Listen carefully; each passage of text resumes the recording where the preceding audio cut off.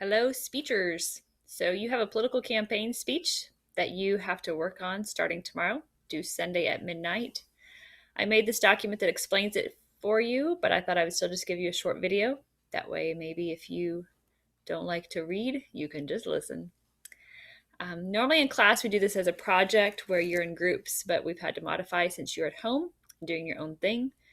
So, you're going to pretend that you're running for an office of some sort that is wide open. Be as creative as you like. So most offices are president, vice president, but I would even say you can be the mascot.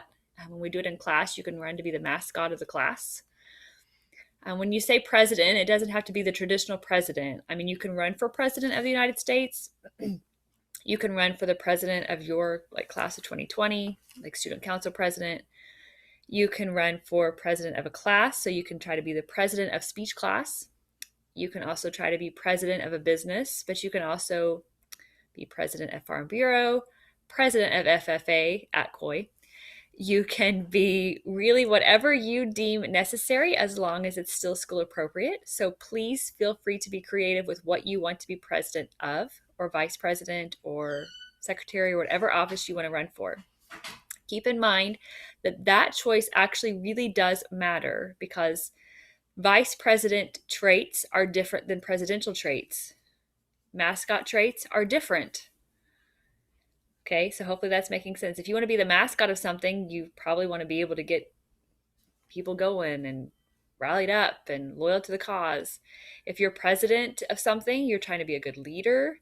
If you're vice president, you're more of the behind the scenes manager, coming behind and tidying up details. So think about your own personality and which one best suits you before you decide which office you're running for. And then your whole campaign speech is convincing us why we should vote for you for that office.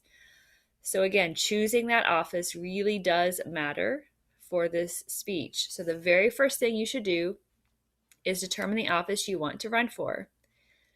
Then I am going to ask you to create a slogan for your campaign and a poster that illustrates your slogan that you will show us at some point in your speech. Either you're standing behind something and the slogan is there where we can see it, or you hold it up and talk about it for a little bit in your speech.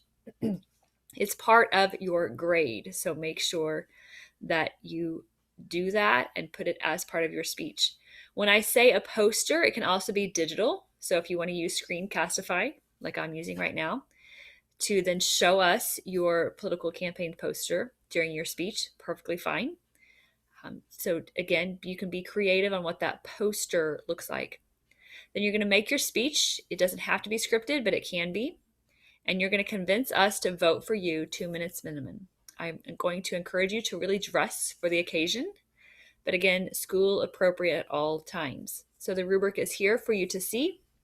It's fairly self-explanatory from what I've just told you. If you have any questions, feel free to let me know. The most important thing is deciding what office and what business, so to say. So are you going to be president, vice president, mascot? Are you going to be president of the country, president of the class, president of a local soccer league? All of those choices matter as to what traits you would need to have to be good at that job to then convince us to vote for you.